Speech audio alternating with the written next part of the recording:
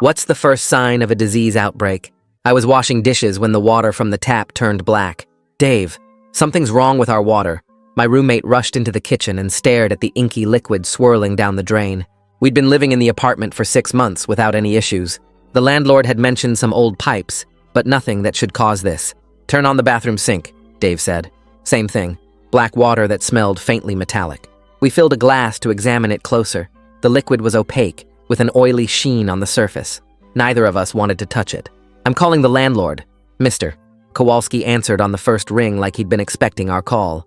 When I described the black water, he went silent for several seconds before saying he'd be right over.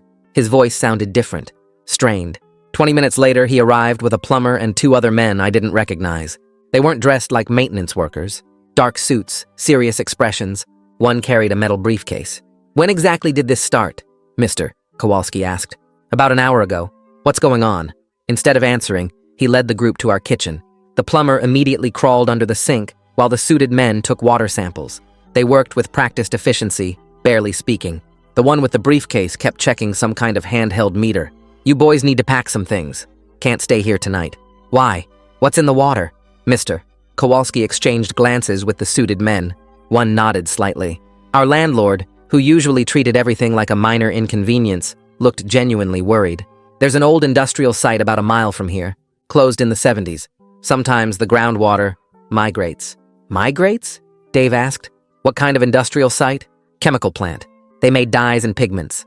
The EPA cleaned it up years ago, but sometimes after heavy rain, things shift underground. We hadn't had rain in 3 weeks. I started to point this out, but one of the suited men interrupted.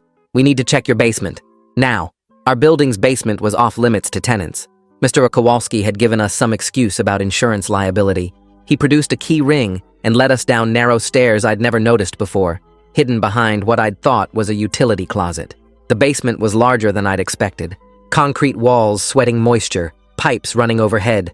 The men with meters walked slowly, sweeping their devices back and forth. In the far corner, they found something. Here, the readings are off the charts.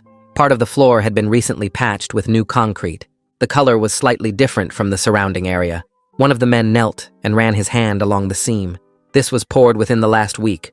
Who authorized this? Mr. Kowalski stepped back. I don't know anything about that.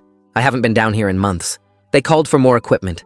Within an hour, our quiet apartment building was swarming with people in hazmat suits. Dave and I were told to wait outside. Neighbors gathered on the sidewalk, asking questions nobody would answer. A woman in an EPA windbreaker finally approached us. She asked detailed questions about our health, any unusual symptoms, strange smells,